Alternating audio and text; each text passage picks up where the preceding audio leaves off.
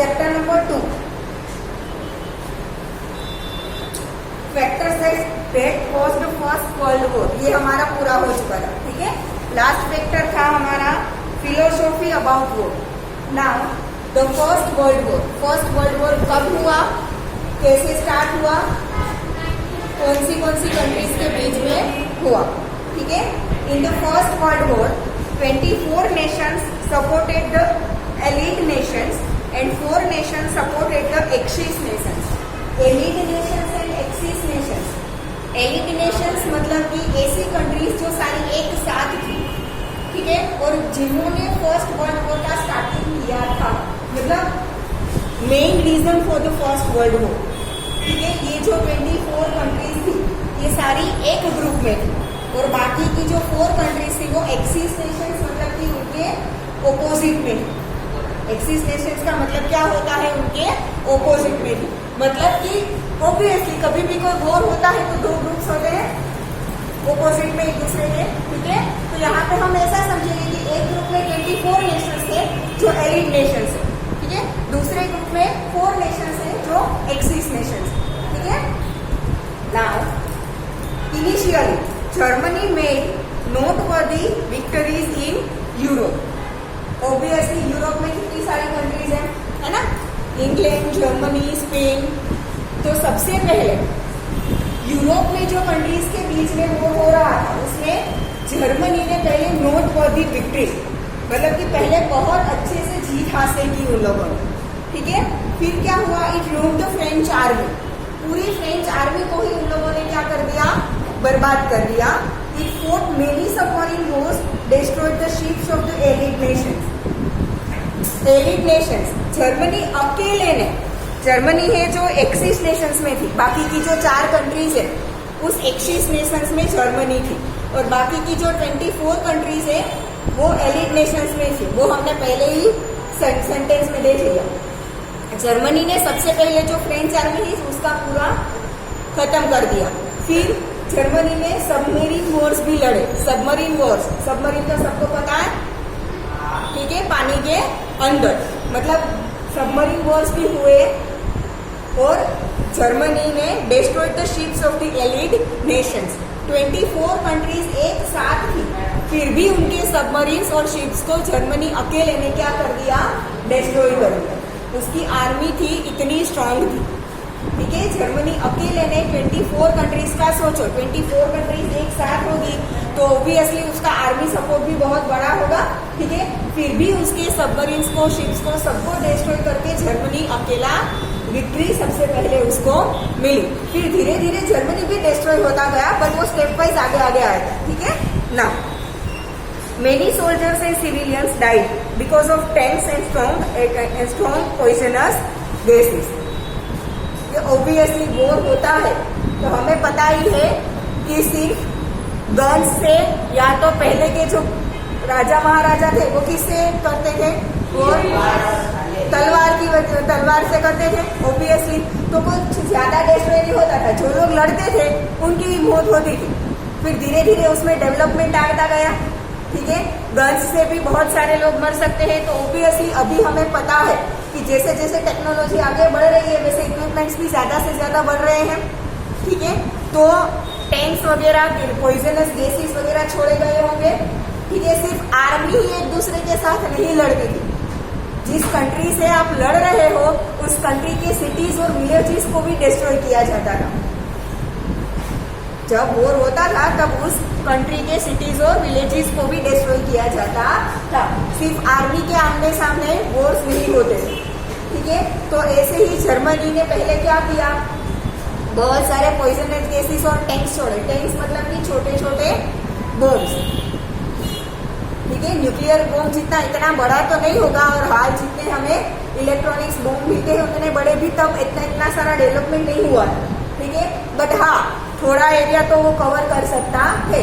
जैसे टैंक्स और poisonous gases की वजह से बहुत सारे लोगों की मौत हुई। ठीक है, इन 1917 the Russian revolution started, so Russia withdrew from the war. 1917 Russian revolution, जब ये फर्स्ट वर्ल्ड वॉर चल रहा था तभी रशिया में एक अलग से रिवॉल्यूशन हुआ। वो क्या है वो इसी चैप्टर में हम बाद में पढ़ेंगे, ठीक है। तो जब फर्स्ट वर्ल्ड वॉर कंटिन्यू था उसी में बीच में रशिया में एक रिवॉल्यूशन हुआ, जिसकी वजह से रशिया ने ये फर्स्ट वर्ल्ड वॉर में से क्या कर लिया, विद्रू कर दिया, मतलब कि वो वहां से निकल गए, ठीक है। वो रशिया किस में इन्वॉल्व था, 24 एलिड नेशंस में। रशिया किस में था, 24 एलिड नेशंस में था, तो वो वहां से निकल गया, तो ऑब्वियसली एक कंट्री वहां पे कम हो गया। Now Germany was very strong at this time. It managed to drown an American steamer, Louisiana, in which 147 American soldiers died. America भी उसके ऑपोजिट में था, 24 एलिड नेशंस में था अमेरिका, ठीक है। तो जर्मनी उस टाइम बहुत स्ट्रांग था, तो जर्मनी ने उसका एक स्टीमर, मतलब कि बहुत बड़ा शिप था, उसे क्या कर दिया, पानी में बहा दिया, जिसमें 147 सोल्जर्स थे, और वो शिप का स्टीमर का नाम क्या था, लुसियाना, ठीक है। नाउ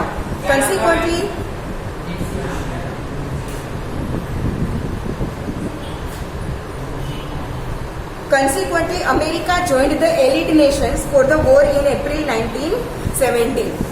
तब अमेरिका था वो फर्स्ट वर्ल्ड वॉर में इन्वॉल्व भी नहीं हुआ था, फिर भी जर्मनी ने अमेरिका पर अटैक किया, इसीलिए रशियन रिवॉल्यूशन हुआ, इसलिए रशिया वहां से 24 एलिड नेशंस में से निकल गया, ठीक है। तब तक अमेरिका फर्स्ट वर्ल्ड वॉर में अभी शामिल नहीं हुआ था, ना ही वो 24 एलिड नेशंस में था, ना ही वो 4 एक्सिस नेशंस में था, ठीक है। फिर भी जर्मनी ने उस पर अटैक किया, इसकी वजह से अमेरिका को वर्ल्ड वॉर में शामिल होना पड़ा, ठीक है। किस में शामिल हो गया वो, 24 एलिड नेशंस में, क्योंकि ऑब्वियसली जर्मनी ने उसके स्टीमर को डुबाया था, तो उसके ऑपोजिट में ही होगा, है ना, right. Now, with that, countries like Panama, Greece, Cuba, China and Siam joined the Allied nations. और ज्यादा कंट्रीज उसमें इन्वॉल्व होने लगी। Thus, the Allied nations become stronger. German army could not withstand the American troops. ठीक है, जब America ने एलिड Nations को ज्वाइन किया, उसके साथ साथ और बहुत सारी कंट्रीज ने भी ज्वाइन किया। इसकी वजह से एलिड नेशंस की जो ग्रुप था वो क्या हो गया, बहुत ज्यादा स्ट्रॉन्ग हो गया, और अमेरिका के जो ट्रूप्स थे, मतलब कि अमेरिका की जो आर्मी थी, उसके पास जो इक्विपमेंट्स थे उसे जर्मनी विथस्टैंड कर सका नहीं, उसके सामने वो नहीं लड़ सका। The whole position of the war change. इसी की वजह से सबसे पहले जो 4 एक्सिस नेशंस थे, ऐसा लग रहा था कि उनकी विक्ट्री होगी बिकॉज ऑफ जर्मनी। तब तक अमेरिका सामने एलिड नेशंस में ज्वाइन हुआ नहीं था। जैसे अमेरिका ज्वाइन हुआ, उसके साथ साथ दूसरी और सारी कंट्रीज भी ज्वाइन होने लगी, जिसकी वजह से एलिड नेशंस का जो ग्रुप था वो स्ट्रॉन्ग होने लगा, ठीक है। और इतने ज्यादा स्ट्रॉन्ग ग्रुप के सामने फिर जर्मनी विथस्टैंड कर सका नहीं, तो वॉर का पूरा पलड़ा ही चेंज हो गया। पहले जो एक्सिस नेशंस की विक्ट्री हो रही थी, वो विक्ट्री अब किसकी तरफ हो गई, एलिड नेशंस की ओर, ठीक है। Now Bulgaria in September 1918, Turkey and Austria in October 1918 joined the allied nations. बारी बारी से एक के बाद एक नेशंस इसमें जुड़ते गए। The German leader Kjær abdicated his position and ran away. धीरे धीरे ये सारी कंट्रीज एलिड नेशंस के साथ जुड़ने लगी। तो एक्सिस नेशन में सबसे ज्यादा स्ट्रॉन्ग कौन था, जर्मनी था। तो अब एक्सिस नेशंस की धीरे धीरे क्या होने लगी, डिफीट होने लगी। तो उसका जो जर्मन का लीडर था केजर, वो डर गया, उसने अपने पोजीशन छोड़ दी और वहां से भाग गया।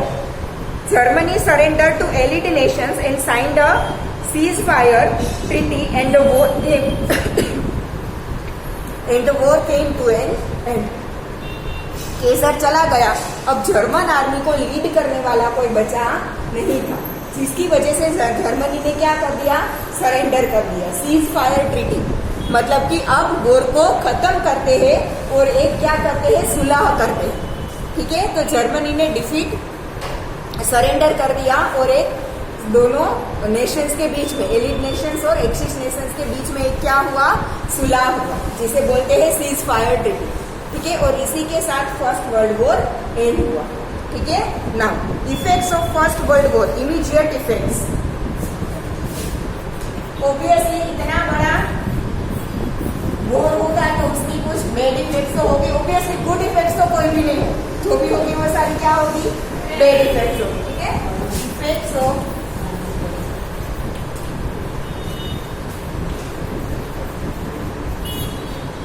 First world war. Immediate effects मतलब कि जैसे ही वर्ल्ड वॉर खत्म हुआ उसके बाद कौन सी सारी प्रॉब्लम्स वहां पे स्टार्ट होने लगी। First, destruction of man and material. Destruction of man and material, obviously कितने सारे लोग मरे होंगे, और ऑब्वियसली आर्मी में तब कोई लेडीज ज्वाइन नहीं होती, अब आर्मी में लेडीज भी होती है, ठीक है। तब आर्मी में लेडीज नहीं थी, बच्चे बूढ़े नहीं हो गए, तो क्या डिस्ट्रक्शन होगा? यंग पीपल, यंग मेन, ठीक है, से यंग मेन, ठीक है। तो उनका डिस्ट्रक्शन बहुत सारी जाने गई होगी, destruction of man and material, कितना सारा नुकसान भी हुआ होगा ना, यस और नो, ठीक है। मैंने अभी थोड़ी देर पहले बोला कि जब वॉर होता था तब सिर्फ आर्मीज के बीच में नहीं होता था, सिर्फ आर्मीज के बीच में नहीं होता था। दूसरी कंट्री अपनी ऑपोजिट कंट्री में क्या करती थी, उसके सिटीज और विलेजेस, उसकी वेल्थ को भी डिस्ट्रॉय करने की कोशिश करते थे, ठीक है। तो ऑब्वियसली मटेरियल का भी डिस्ट्रक्शन हुआ होगा। First effect is destruction of man and material. Approximately 6.5 crore people took part in the war. At least 1 crore died, about 2 crore were injured, and around 70 lakhs were rendered permanently handicapped. देखो ये 1 mark में पूछ सकते हैं, तो numbers आपको याद रखने हैं, ठीक है। अराउंड कितने पीपल में कितने पीपल ने पार्टिसिपेट किया था फर्स्ट वर्ल्ड वॉर में? 6.5 करोड़ पीपल ने पार्ट किया था, at least 1 crore died. 6.5 crore total participate हुए थे, उसमें से 1 करोड़ जितने लोगों का तो डेथ हो गया, about 2 crore were injured, and about 70 lakhs were rendered permanently handicapped। किसी का हाथ टूट गया, किसी का पैर टूट गया, ठीक है, उसे क्या बोलते हैं? Permanently handicap. Now more number of people died because of starvation and other forms of killings and epidemics that broke out after the war. Starvation, obviously इतना सारा डिस्ट्रक्शन हुआ होगा तो लोगों के पास खाने पीने के लिए कुछ बचा होगा? नहीं बचा होगा। उनके पास जो मनी थे वो भी वॉर में चले गए होंगे, ठीक है। ऑब्वियसली इतने कोई 2 या 5 महीने तक ये वॉर चला ऐसा नहीं था, ये वॉर पूरे 2 साल तक चला।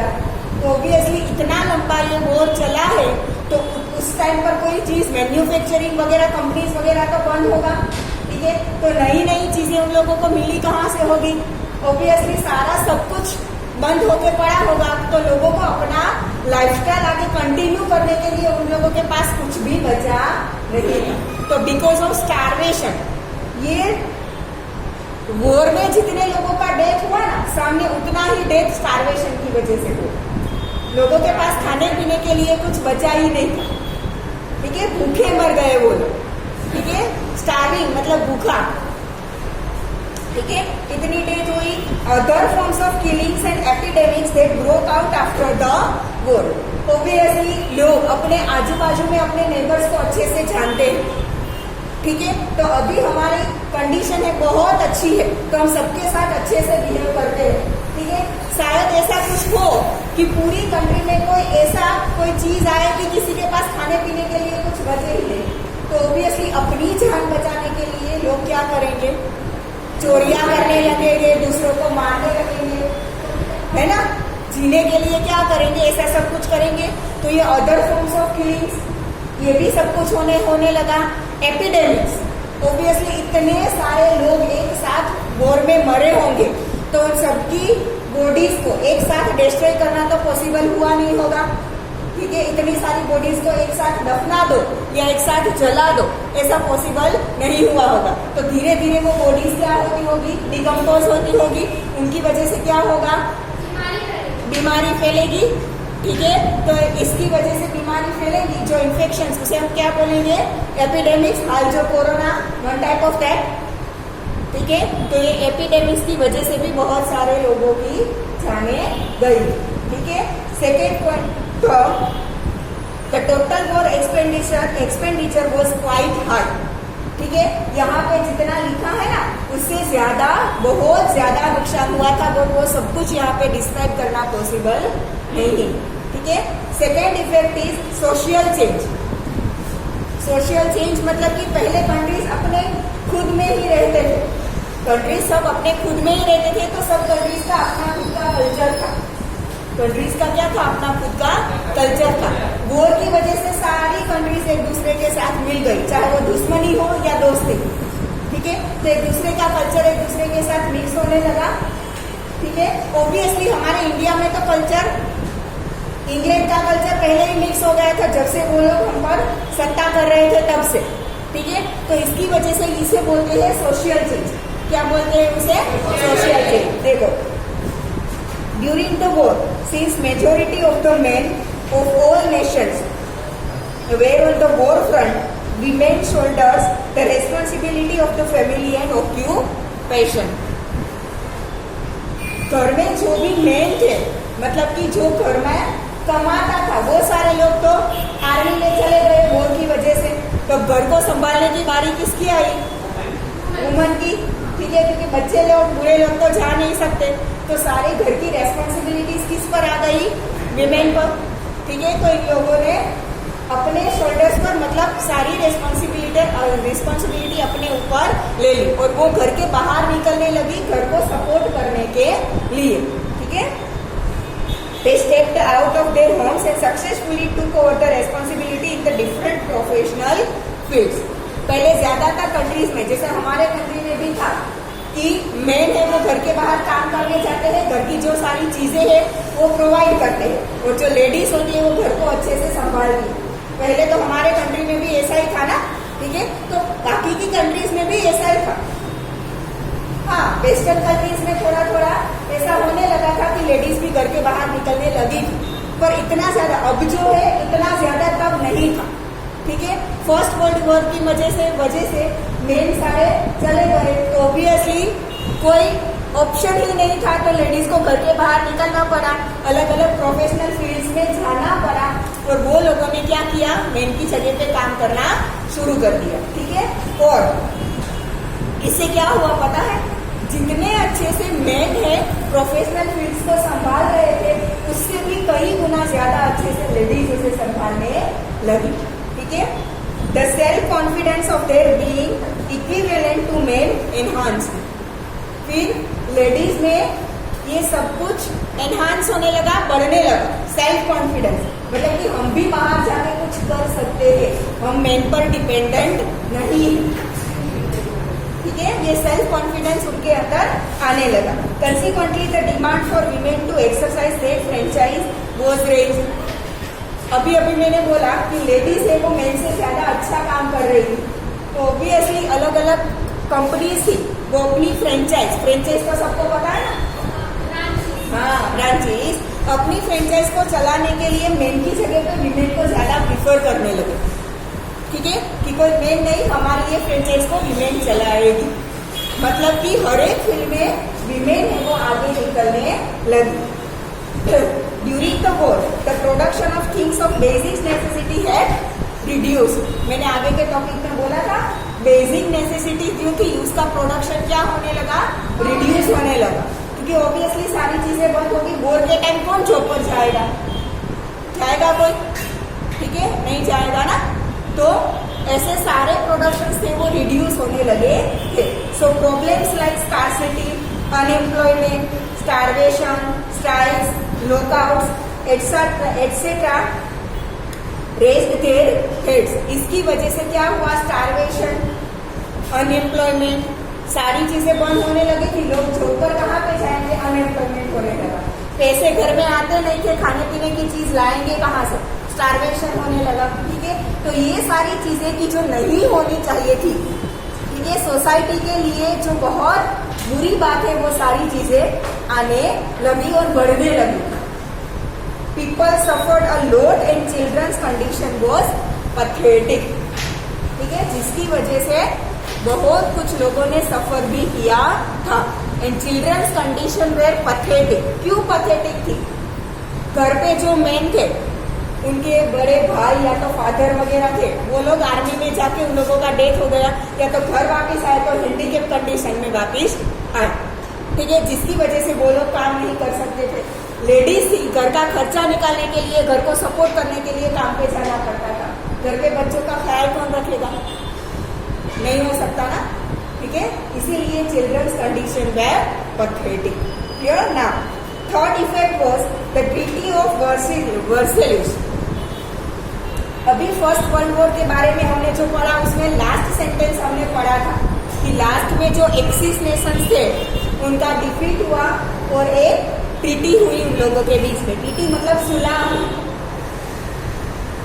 जिसे बोलते हैं सीज फायर ट्रीटी, मतलब कि वॉर को खत्म करने के लिए जो सुलह होती है उसे बोलते हैं वर्सेलिस ट्रीटी। क्या बोलते हैं? वर्सेलिस ट्रीटी इन 1990, जून 1919 में ये हुआ था, जिसकी वजह से जर्मनी को बहुत सारी चीजें सरेंडर करनी पड़ी थी जो जर्मनी को बिल्कुल मंजूर नहीं हुआ। इसकी वजह से उन लोगों ने सेकेंड वर्ल्ड वॉर स्टार्ट किया, ठीक है। तो ये ट्रीटी क्या है देखो, at the end of the first world war the unconditional surrender of Germany in front of the allied nations brought an end to the war, ठीक है। फर्स्ट वर्ल्ड वॉर खत्म कब हुआ? जब बहुत ज्यादा कंट्रीज है वो एलिड नेशंस में जुड़ने लगी, जिसकी वजह से जर्मनी है वो उनके सामने क्या हो गया, थोड़ा हाँ, जर्मनी है वो उसके सामने थोड़ा वीक हो गया। अपनी आर्मी को वो एलिड नेशंस की आर्मी के सामने इतना स्ट्रॉन्ग बना सका नहीं, जिसकी वजह से जर्मनी को सरेंडर करना पड़ा और तब जाके फर्स्ट वर्ल्ड वॉर खत्म हुआ। Then the Allied nations undertook the peace process in Paris, in which some 58 commissions were formed and 145 sessions were organized.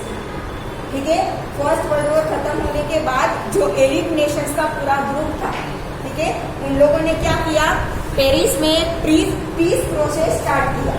मतलब कि अब ये फर्स्ट वर्ल्ड वॉर खत्म हो गया है तो जो हारी हुई डिफीटेड जो कंट्रीज थी उन लोगों को क्या क्या देना है, इसके लिए पूरा प्रोसेस करना पड़ेगा, किसको क्या देना है वो सब कुछ रिटर्न में चाहिए, वरना तो कोई मुकर जाएगा ना अपनी बात से, फिर जाएगा कि मैंने तो ऐसा बोला ही नहीं था, ठीक है। तो सब कुछ में देर लगती थी।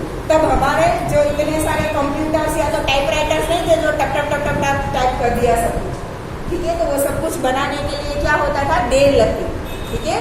तो ये प्रोसेस पूरा चला था। In which some 58 commissions were formed and 145 sessions were organized. ठीक है, 58 commissions उसके लिए बनाए गए and 145 sessions. 145 sessions मतलब कि पूरा एक सेशन, मतलब मान लो कि आपका ये एक लेक्चर है, उसे हम एक सेशन बोलेंगे, ठीक है। सारे लोग मिले, कुछ चर्चाएं हुई, कुछ बातें हुई, किसी ने सपोर्ट किया, किसी ने सपोर्ट नहीं किया, वैसे 145 अलग अलग सेशंस हुए, तब जाके ये पूरा पीस प्रोसेस कंप्लीट हुआ, ठीक है। 58 कमीशंस बनाए गए, 58 कमीशंस मतलब कि अलग अलग 58 ग्रुप्स बनाए गए थे, सबने अपने अपने विचार सामने रखे, ठीक है, कि डिफीटेड जो नेशंस है उनसे हमें ये लेना है, तो सामने डिफीटेड नेशंस का जो कोई कमीशन 58 थे उसमें डिफीटेड नेशंस का भी कमीशन होगा, उन लोगों को मंजूर नहीं होगा तो वो मना करेंगे, ठीक है। तो ऐसे 58 अलग अलग कमीशंस बनाए गए, वो सारे 145 सेशंस हुए, तब जाके ये पूरा पीस प्रोसेस, मतलब कि ये पूरा जो सीज फायर ट्रीटी था वो खत्म हुआ, ठीक है ना।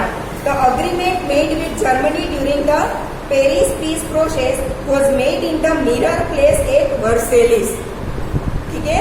वर्सेलिस के मिरर पैलेस में ये सारा ट्रीटी, मतलब कि ये जो पीस प्रोसेस था वो बनाया गया था, इसीलिए इसे क्या बोलते हैं, ट्रीटी ऑफ वर्सेलिस, ठीक है ना।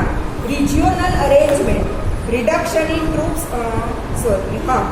thus it came to be known as the Versailles Treaty. There were 4 provisions in the Treaty of Versailles, ठीक है। ये पूरी जो सुलह बनाई गई थी, मतलब कि जो ट्रीटी बनाई गई थी उसमें 4 अलग अलग पार्ट्स।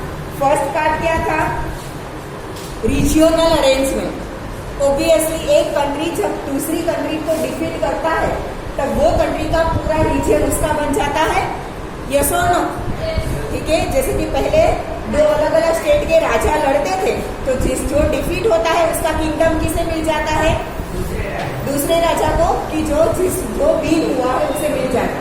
ठीक है, तो रीजियोनल अरेंजमेंट मतलब कि पार्टिसिपेट कितनी सारी कंट्रीज ने किया था ना, तो ऑब्वियसली जो हारा है वो कोई एक कंट्री तो पूरा रीजन लेके नहीं जाएगी, सब में थोड़ा थोड़ा पार्ट डिवाइड होगा।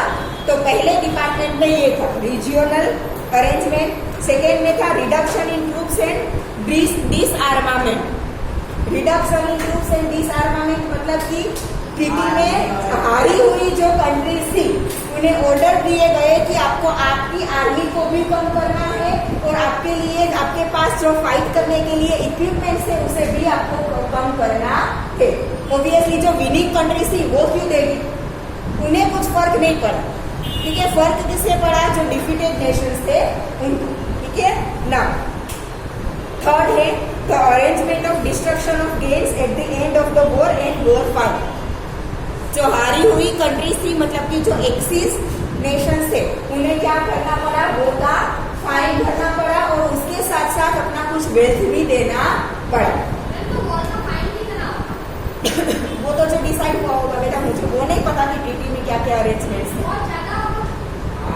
ऑब्वियसली इतना बड़ा वो था कि पूरा वर्ल्ड उसमें, पूरे वर्ल्ड की कंट्रीज उसमें पार्टिसिपेट की थी, तो वो तो होगा ना ज्यादा फाइन का। आगे आएगा। फोर्थ है अदर प्रोविजंस मतलब कि और सारी बातें भी और सारी बातें भी उसमें इंक्लूड की गई थी। The American president Woodrow Wilson, British prime minister Lord George, French president Clemenceau and Italian president Orlando played an important role in this treaty. सबने मिलकर ये ट्रीटी बनाई थी। Germany was found responsible for the war. Obviously हमने आगे देखा था, हमने स्टार्टिंग में देखा था factors that caused first world war. आगे के लेक्चर में हमने देखा था सबसे ज्यादा वर्ल्ड वॉर में स्टार्ट किसने किया था, जर्मनी की वजह से ही हुआ था। ठीक है, तो सारी कंट्रीज ने जर्मनी को ही रेस्पॉन्सिबल बना दिया फर्स्ट वर्ल्ड वॉर के लिए। A war fine of 6.5 billion pound was imposed on Germany. इतना सारा मनी उस पर इम्पोज किया गया कि आपको वॉर का फाइन देना पड़ेगा। It had to give away the rural region to France. Germany का जो रूरल रीजन, हमारे जैसे अलग अलग स्टेट्स है, तब जर्मनी के स्टेट्स होंगे, उसमें एक रीजन का नाम है रूरल रीजन। ठीक है, वो उसे किसको देना पड़ा, फ्रांस को देना पड़ा। Its Rhine River had to be opened for international sea route। उसका एक जो रिवर थी वो भी उन्हें इंटरनेशनल सी रूट्स के लिए खोल देनी पड़ी। ऑब्वियसली हमारी कंट्री की अगर कितनी भी बड़ी रिवर हो, किसी और नेशंस के लिए वो ओपन रहती है, कभी नहीं रहती। But Germany first world war में डिफीट हुआ तो उसकी जो राइन रिवर थी वो उसे इंटरनेशनल सी रूट के लिए ओपन करनी पड़ी। The Rhineland region on French border was disallowed from being a fortress, as well as this mineral-rich region was given away to France for 15 years. Rhineland मतलब कि राइन रिवर के आसपास का जो एरिया था वो एकदम फर्टाइल था, बहुत अच्छा था, कि जिसकी वजह से जर्मनी है वो अपने पैरों पर फिर से खड़ा हो सकता था। पर वो रीजन किसे दे दिया, 15 इयर्स के लिए फ्रांस को दे दिया गया। ठीक है, और एक चीज और बनाई गई कि इतनी अच्छी जो राइनलैंड थी उसके पीछे वो अपना बोलते हैं ना गढ़ बनाया है, किलो। ठीक है, फोर्ट, यस, वो फोर्ट बनाने को भी कैंसिल कर दिया गया कि उसके आसपास जर्मनी है वो अपना फोर्ट नहीं बना सकता ना। Most of the German organisations were confiscated. Confiscated मतलब कि बहुत सारी ऐसी जर्मन ऑर्गेनाइजेशन थी जिनको जब्त कर लिया गया। ठीक है, अब जर्मनी अपने अंडर वो ऑर्गेनाइजेशन को चला नहीं सकती।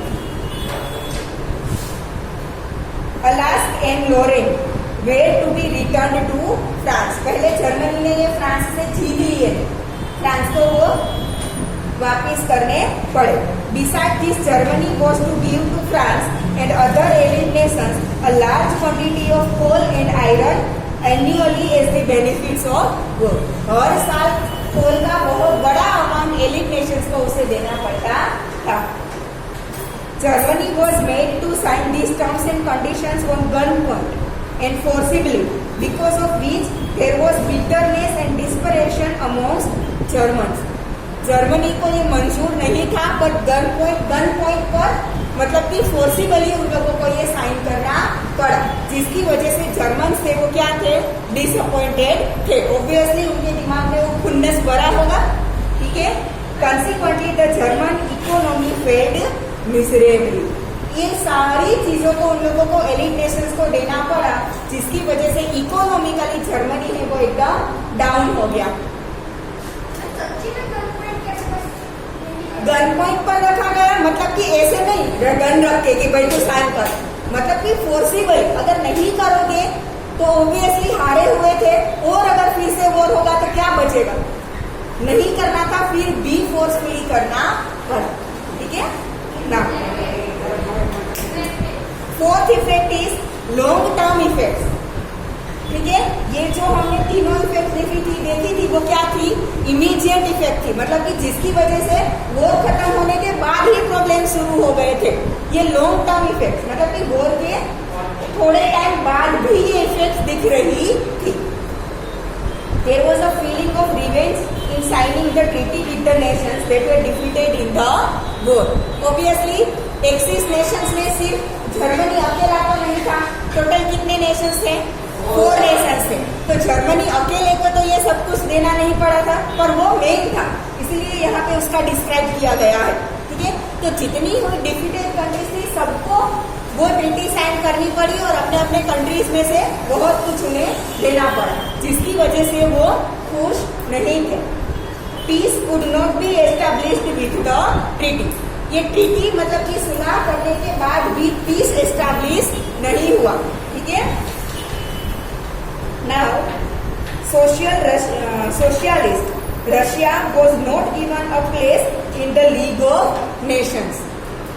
ठीक है. फर्स्ट वर्ल्ड वॉर खत्म होने के बाद नेशंस का एक लीग बनाया गया, मतलब कि एक ग्रुप बनाया गया जो जीती हुई कंट्रीज थी.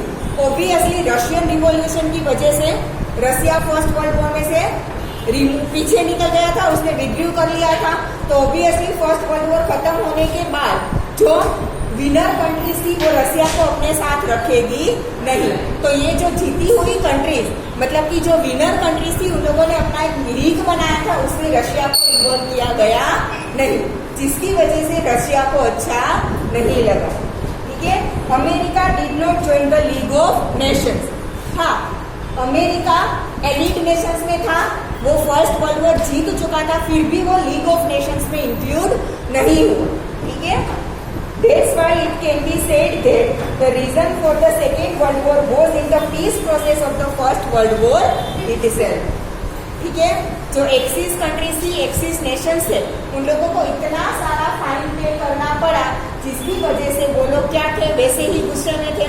दूसरा, रशिया को लीग ऑफ नेशंस में इंक्लूड नहीं किया गया. इसका मतलब ये हुआ कि जब फर्स्ट वर्ल्ड वॉर का पीस प्रोसेस जो हो रहा था, उसी में सेकेंड वर्ल्ड वॉर के बीच बोए गए, सीड्स तो वहीं पे डाले गए थे, जिसकी वजह से ही सेकेंड वर्ल्ड वॉर स्टार्ट हुआ. ठीक है.